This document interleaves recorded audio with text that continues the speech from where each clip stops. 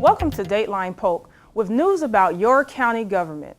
I'm your host, Crystal Roll. Today you'll learn about County Commission actions from the March 21st board meeting.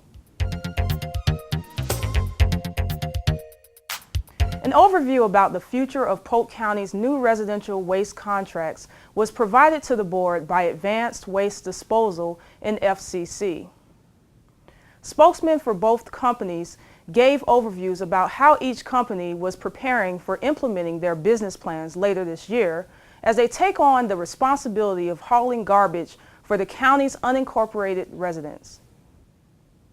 Both companies are awaiting delivery of their trucks and equipment, had found sites for offices, anticipated job fairs for employees, and were working on establishing efficient routes.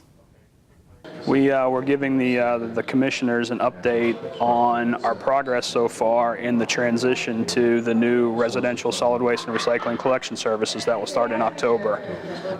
The contract was awarded and signed late last year, and we've had 2 or 3 months to progress through our transition plan, and this was the first of probably many updates on that transition and our progress. We came before the Commission today to give them an update on where we are on the new solid waste.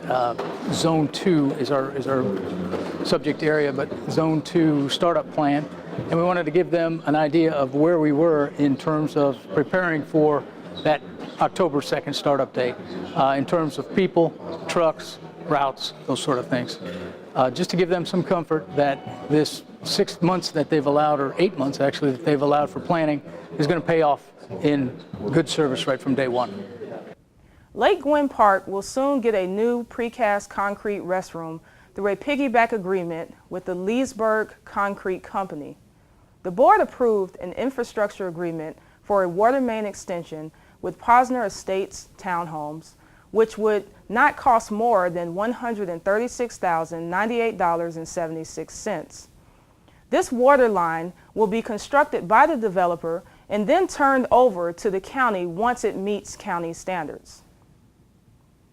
The extension would increase size of water main from 8 to 20 inches and help serve additional development along Ernie Codwell Boulevard. A third amendment to an interlocal agreement between the Water Cooperative of Central Florida and Reedy Creek Improvement District was approved by the board Tuesday for the Cypress Lake Wellfield project. This amendment would increase the scope of work for a preliminary design and permitting phase for the next 2 years to include design, construction of initial concentrate disposal well, acquisition of a well site, and cost allocation and rate design study. The approval for this will not exceed a cost of $522,000. Polk Fire Rescue will be getting 2 new ambulances and 3 special operations fire engines soon. The board approved $620,000 for the ambulances and $2 million in one-time transfers to buy the vehicles. On today's agenda, we had 3 special operations fire trucks that were approved by the County Commission as part of my plan to decentralize services wherever possible. Polk County is such a large geographic area, and our hazardous materials team currently is centrally located in Peace Creek area. Well, a lot of the calls happen geographically all over the county, and it's taken us a long time to get to these calls. So we're decentralizing, and we're putting 5 specialized engine companies out in the system and putting our specially trained special operations people who can handle technical rescue and hazardous materials on these trucks. We will still have the centralized squad in the middle of the county, but to reduce the response time to get the situation mitigated as quickly as possible with trained personnel, we've bought these engines and we'll put these people on these engines to assist us. The board approved a transfer of $210,000 to purchase disk storage and vendor support at a total cost of $342,102, which is projected to address the storage needs for the next 4 years. A collective bargaining agreement between the board and Federation of Public Employees, which is a $500,000 recurring expense, was approved Tuesday and gives those employees a 3.5% salary increase for the eligible employees. The board also approved a renewal of its property insurance for nearly $1.8 million. A contract change order was approved by the board with Junior Davis Construction for about $1.4 million for intersection improvements along US 27 and Access Road Northwest near Davenport. Approximately one-half of this cost will be reimbursed to Polk County from the developer. This is the location of the Walmart and FedEx distribution centers. We brought before the board a change order to a contract with Junior Davis Construction to do intersection improvements and signalization at Highway 27 and the access road there near Ritchie Brothers. And what that change order will allow is a safe entrance and exit from the access road for people wanting to get on 27, including the new facilities that Walmart has built for their e-commerce center. In other news, following complaints from residents about BS Ranch and Farm, the board voted for County Attorney Michael Craig to begin appropriate legal measures to resolve objectionable odor emanating from the business's yet to be approved soil manufacturing operation. Stanford Phelps, the owner of Clear Springs, was recognized for his many civic contributions Tuesday, which included recognitions by the board, Polk State College, military leaders, and was made an honorary deputy by the Polk Sheriff Grady Judd. Clear Springs also was named as a Polk County Company of Excellence.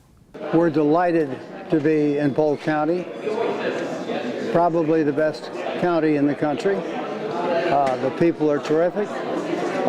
We enjoy every moment of it, and we hope to do a lot of good things for Polk County. It was proclaimed March 19th through 25th, 2017 as Surveyors and Mappers Week in Polk County. Ken Thompson, who represented the professional surveyors and mappers of Polk County, accepted the proclamation. In public hearings, during the afternoon session, the board held several public hearings on a variety of items. Those items up for consideration included: at the request of Keymark Corporation of Florida in December, the board Tuesday adopted an ordinance that removed the company from the ad valorem tax exemption program. An ordinance for a land development code text amendment was adopted by the board and will allow for salvage yards to locate on local commercial roads. A large-scale comprehensive plan text amendment to change the policies pertaining to the county's 10-year water facilities work plan was adopted Tuesday. A text amendment to update the capital improvement element of the county's comprehensive plan was adopted. The board also adopted an amendment to ordinance number 98-22, which relates to the prohibited hours for outdoor concerts due to public health, safety, and welfare concerns. The adoption addresses some legislative changes, allows the board to grant variances on case-by-case basis, and allows the Polk County Sheriff's Office to shut down offenders after 11 p.m. Well, that wraps up this edition of Dateline Polk. To keep current with programs and progress in the county, visit us online at polk-county.net or follow us on Facebook and Twitter. We encourage you to join us at the next scheduled board meeting at 9 a.m. Tuesday, April 4th. I'm Crystal Roll, and thanks for watching.